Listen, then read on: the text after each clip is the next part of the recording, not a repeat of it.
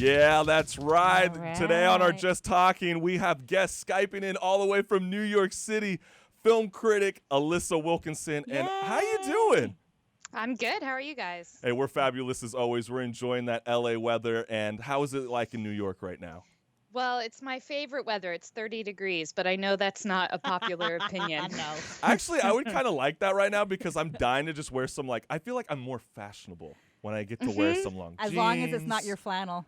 Yeah, Layers. that's true. Maybe we can rock all turtlenecks out here. But you know what, Alissa, I just want to start it off right out the gate because I know you are a film critic. And have you ever Googled film critics? Because I know you're already laughing about this already because I thought this was funny. In the top 10 searches on Google for film critics, it says movie critics are useless. Movie critics are out of touch. Movie critics are a joke. And movie critics from the 80s. So what do you say to the listeners who might question whether you have a legitimate job? I mean, most of the people who really question it are studio bosses who get mad when their movies don't do well and then blame it on critics. So I'm never totally sure, if we were that powerful, we would all be getting paid a lot of money, which we're not. But the way I always describe criticism is it's like we are, like a sommelier, like a wine person, but someone who still likes a good cheap wine. Well, that's interesting. Well, Yeah. because I would have never thought that. I was literally thinking you were going to get some weird bad praise off Twitter or something. I thought you would have to compete against 3 million people that go, you know what, I really like the Joker. How dare you? Or something like that. But that all kind of makes sense to me now. Well, what's the two guys, the thumbs up, he passed away, Herbert, what's their names? Yeah. Roger Ebert and Gene Siskel, So yeah. One thing about, 'cause I do go to the film critics, and I look to see what they're saying about a film before I go. Yeah. Because there are some people, I'm like, oh, we have the same taste. Mm-hmm. You know what I mean? Yep. And so I'm like, if it's 9 times out of 10, we like or hate the same thing, I'm really going to kind of trust that person, then maybe not go pay the $15 to walk in and wait till it's released. Yeah. And a lot of people actually like to wait and read the reviews till after they see the movie because the whole point of writing criticism isn't to tell you whether to buy something. It's not like a consumer guide, but it's to help you unpack the experience you just had. I think that's a great point because that's literally how Rotten Tomatoes been kind of operating recently. And we've been seeing it even in the comedy world. I mean, we even saw it with Dave Chappelle's stand-up. It got torn apart by the critics, and then the minute the audience reviews opened up, it got 99%. Because he's funny. Well, and also because the way audience reviews works, right? It's everyone who decided they wanted to experience then goes and reviews it. So it's already a self-selecting audience. Whereas with critics, I have to go see a movie whether or not I think I'm going to like it. So you end up with a different database. Yeah. So do you drink before you go see a movie? The ones you don't like, you're like, I know I'm gonna hate this. Shot. It's all right. It definitely depends how many other movies I've seen that day.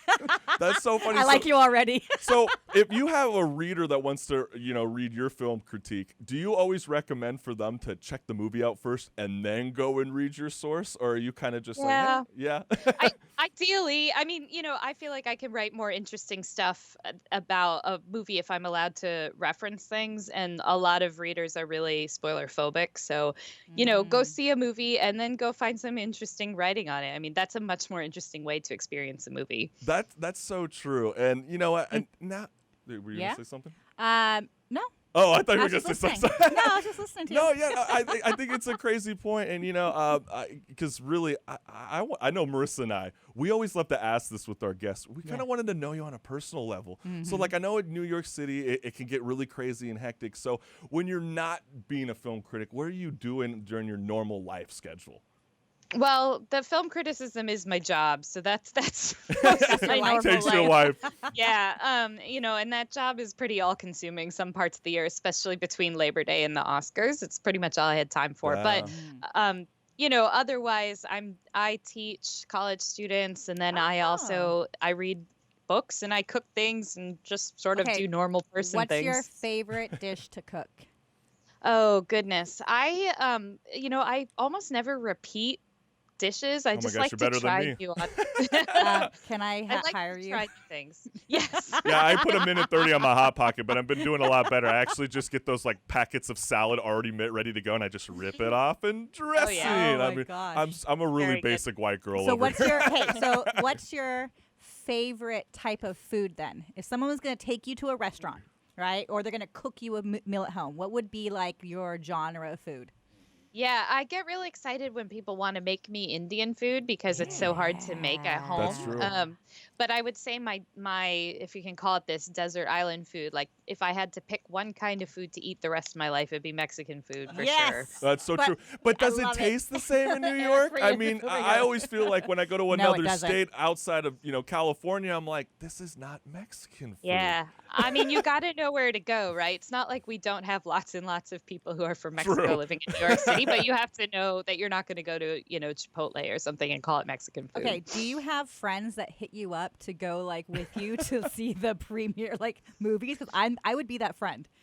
Yeah, so I don't often get a +1, but when I do, it's a hotly demanded ticket. On the other hand, a lot of my friends are critics, so we're all kind of Oh, that's you're good. already there. And so let me ask you, Yeah. like, when did you come into your life, like, I wanted to become a film critic? Because I don't hear too many people, even when they're trying to pursue like a television film or even a theater major, I don't hear a lot of people going, I want to be a film critic. So how did that all get started?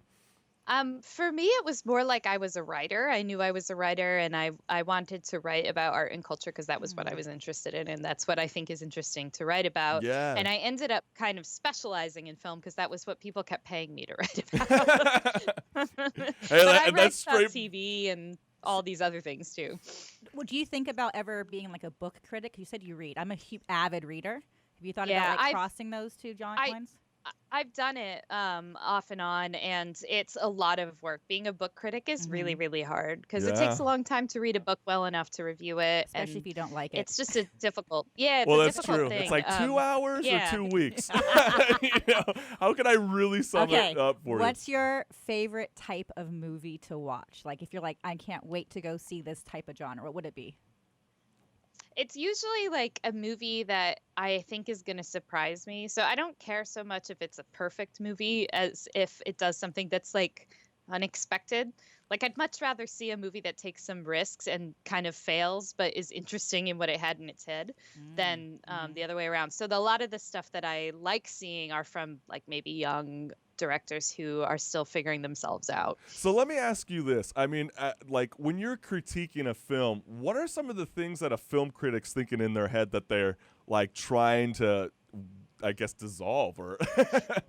Yeah, so much depends on the movie you're watching, but there's like basic stuff like is this believable in whatever it's trying to do? Yeah, And exactly. also like what do the images look like? Like film is a primarily visual medium. You can have a film without narrative, but you can't have a film without images. Then Yeah. it's just like a podcast, right? So Then we have a joke. Say your joke Eh, about I always podcasts. I say, what do you call a bunch of white people in a room together? A podcast.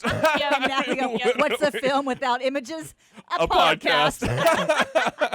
I'm stealing so we that. think- right. And we think about that. I think about like, okay, so how does the music work in this? And like what tradition does this movie fit into? And those are all the kinds of things that I'm thinking about. And I'm filtering it through, I see about 300 movies a year. So I'm filtering Wow. it through like Oh my all God. these other films that I'm seeing in order to kind of figure out where it sits in the world. See, no of one's film. questioning you whether that's a disorder. I mean, we were talking about gaming disorder. Isn't that kind of binge watching a little bit? No, I'm just Oh yeah, I mean, I wouldn't be doing that many if I had the choice. Yeah, That's right. a lot of It's the films. genre. That is a lot. But I know I just Yeah. got to get right on into it. And I know Marissa and I, we definitely wanted to bring this up with Yes. you. And we've been holding back on it because obviously we know the biggest thing in the cinema world right now is what Martin Scorsese's been commenting about Yeah. with the whole Marvel. And where do you stand with Martin Scorsese's comments when he's talking about how Marvel films aren't cinema?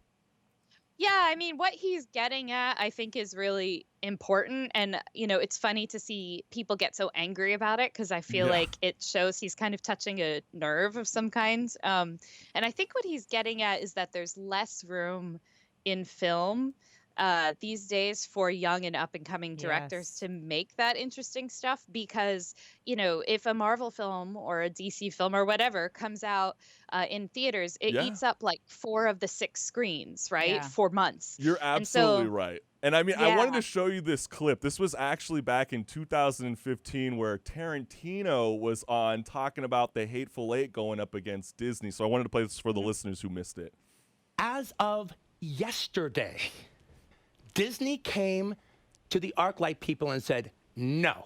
Wow. You are going to play Star Wars in the Cinerama Dome for the entire holiday season. And if you don't, if you honor your deal with the Hateful Eight, we will not allow you to have Star Wars, the biggest movie in the world. We will not allow you to show it at any of your ArcLight movie theaters. Oh. This was back in 2015, and this is what people are construing what Martin Scorsese's really trying to say about Marvel films, because he's not saying that, there's not enough talent behind the scenes that are making, there's phenomenal workers. But after hearing this, does this sort of relate? I mean, how does an independent filmmaker get on the big screen? I think that's what we all make films for, right? Right. And on top of it, you think about Scorsese's new film only really got made because Netflix was willing to pay for it. Yeah. I love Netflix. And it's not playing in most cinemas. It's a great, great film. But even if Martin Scorsese can't get a major studio to pay for his film, then that tells you something about the state of cinema. So I really, Isn't it? Was that The when you think Irishman, right? Yeah, the Irishman. Yeah. That was Yeah, so good. it's so good. And if you think You about a saw it guy like already? Scorsese, Scorsese's like, No, I saw the devote. trailers for it. Yeah. Yeah. Oh, you It's told so me, good. get out of here, It's so Marissa. good. She's all talking as It's if so she saw it. good. I'm The thinking, trailers. I got all stoked. I was like, how did Yeah. you see it? I thought it was I saw the the UK. trailers. Okay. That's how I knew. I was like, it was so But, good. Alyssa, you saw you it, though. saw it. You saw it. I did see it. It's phenomenal. But, on top of it, Scorsese's devoted like decades of his career to making sure that people from Africa and from Latin America and from all these places are also getting their movies made. And if, if a company like Disney owns all the screens and all the means of production, then you're going to actually end up in a situation where those people are not going to get seen. And that's pretty sad for the art form, I think. Yeah, that is so true, and we're definitely going to be touching upon this after the break. But I guess Scorsese actually had a chance to direct the Joker before Todd Phillips ever had Ooh, the I wanna come opportunity. on and hear about So that. so we'll be following that up, but we'll be right back. And I want to remind all the listeners, you're listening to the Chris Collins Show, and we got film critic Alissa Wilkinson. Stick around. Hey, that's right. You're listening to the Chris Collins Show, and we got Alissa Wilkinson. She's a film critic all the way out from New York City, and we're so blessed to have you on because I know Marissa and I, we've been dying to have a film critic come in because we I are in that know. entertainment world. And for those of you who have been streaming with us this morning, continue to listen to our show by going to chriscollinshow.com and click on the on-air button today. That's right. Yeah. That's right. So everybody tune on in because this is I the one know, you don't 'cause want to we're miss. going into the Joker. So yeah, I wanted to ask you about the Joker because it seems like to me some film critics they're kind of divided, and I feel like I'm the only one that sort of walked out away from the Joker not like, oh my gosh, this is the greatest film of all times, but I wanted to know your thoughts on it. Why do you think that the Joker relates with such a millennial audience so strongly? I think we're brought up with the Joker character. Yeah. So that character has been sort of formational, at least for people since The Dark Knight, if not before Oh, then, it's so right? true. That's my but dating guideline. Yeah. Yeah. And Heath Ledger that's an iconic performance. That's all of that stuff. So the character matters to us. And then, the movie does do some things, particularly aesthetically, that people aren't used to seeing yet in movies based on comics. Yeah. Of course, all of those things, ironically enough, are ripped basically straight from 2 Martin Scorsese movies that the movie is very explicit about. What thing? Because I did not do my due diligence, and I did not see the Joker before the show. I was in the UK, man. I was in the UK. I was busy in the pubs. But so, what were some of those things for me who has not seen it? Sure. I mean, one of the big storylines in it is about the character of the Joker. I'm not going to give anything away, but Yeah. basically idolizing the comedian and then wanting to be on his show. That's the storyline of the King of Comedy, and that Robert De Niro plays that part in the King of Comedy, and now he's playing the older comedian in Joker. So it's very much on purpose. And also, there's a lot about like a grungy New York where everything's going haywire. That's just Taxi Driver. Like Yeah, right. explicitly. Which I love Taxi Driver. Okay. But my biggest thing was when I got out of the film was I couldn't believe how many people were actually sympathizing with the Joker even after it. And I feel like we're glamorizing villains so much, even to the point where I was even hearing about Robert Pattinson film with the Batman, and they're thinking about having Colin Farrell play Penguin. So now it's like this sexy kind of villain, and I know Penguin we got was gross and ugly and like. that's what you Danny expect. Like you wanted DeVito. Danny DeVito to come on in. So how do you think how the industry is depicting movie villains recently? I mean, this has been going on for a while. So like Suicide Squad, those kinds of movies are about Lame. that. And then, you can go back to the anti-hero kind of revolution on TV. Yeah. I think often that for studio executives who are like looking for something cool and edgy that will grab headlines, the idea of making the villain the center of the story and making them kind of Yeah. sexy and cool, that's a good way to get eyeballs. And it also seems like a challenge for actors. So that's why Joaquin Phoenix is even playing the Joker in this movie.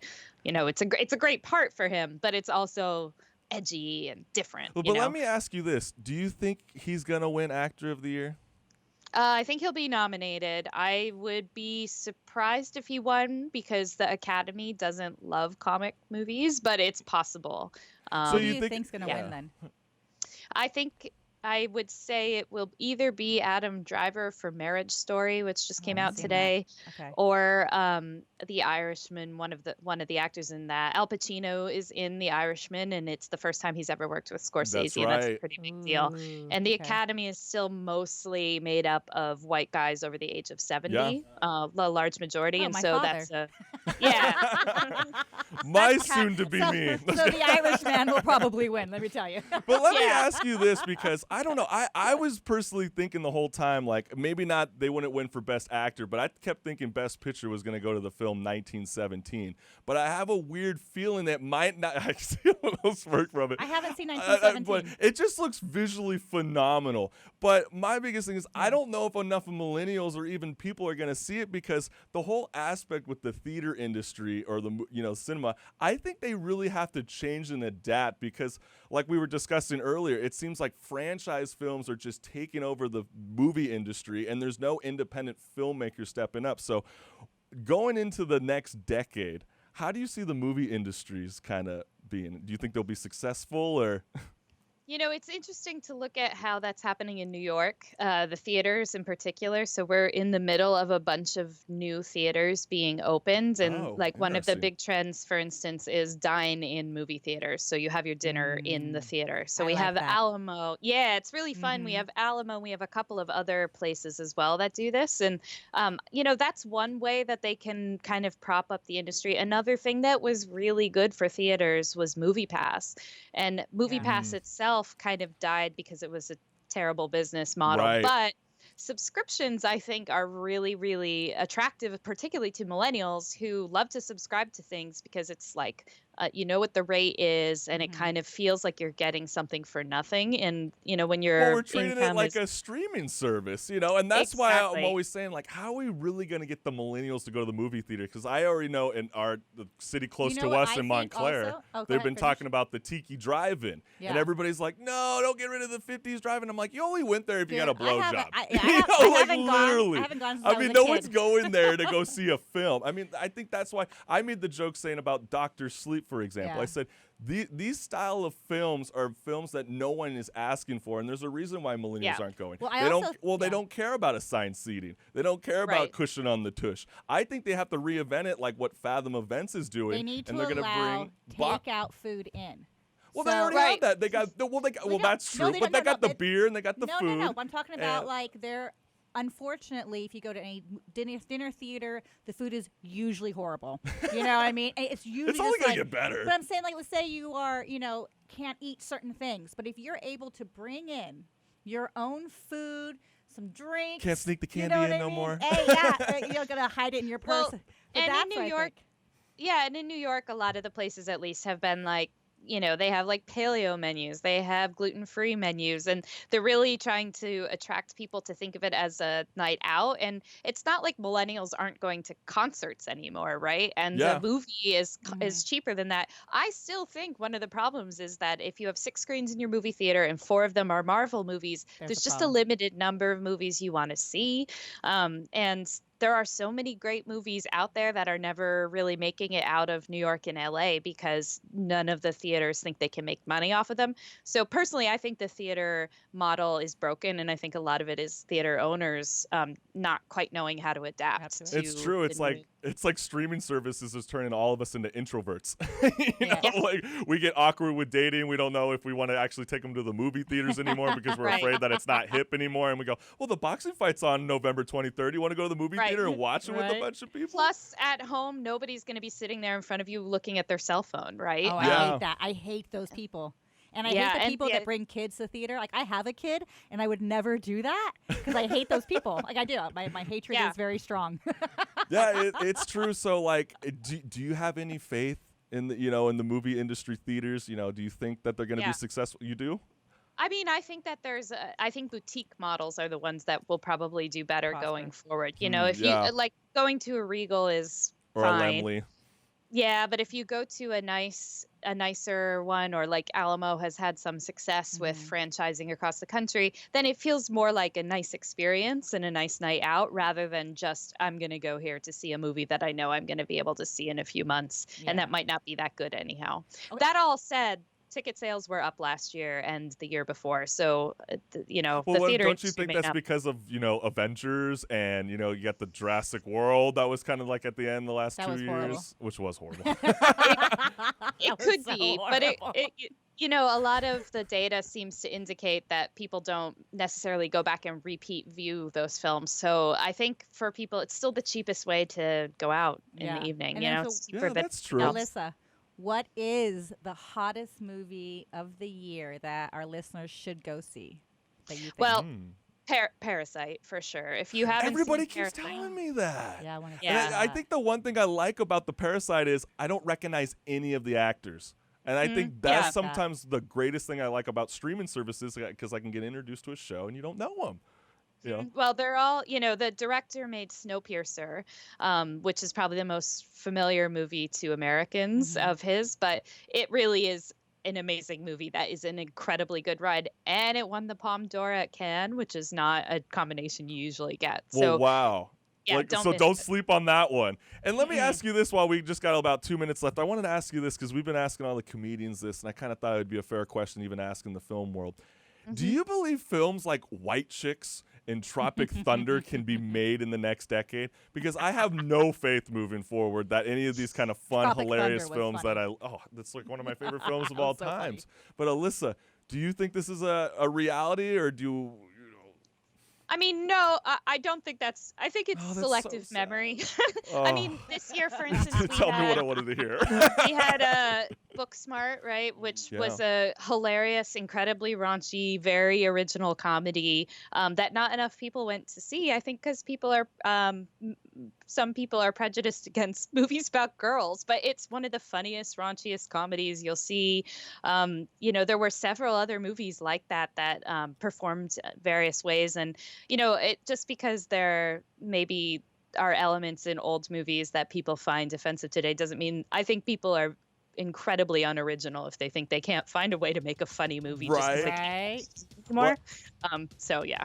Yeah, I kept thinking about like Hilary Swank film that almost came out with Universal Studios, Red versus Blue State, and I'm thinking they'll make that. And if you don't know what that is, listeners, go ahead and check it out. It's the craziest thing I've ever heard. On it. I wrote a long explainer if you'd like to know more. Yeah, so check out Alissa Wilkinson. And where can they find you on social media?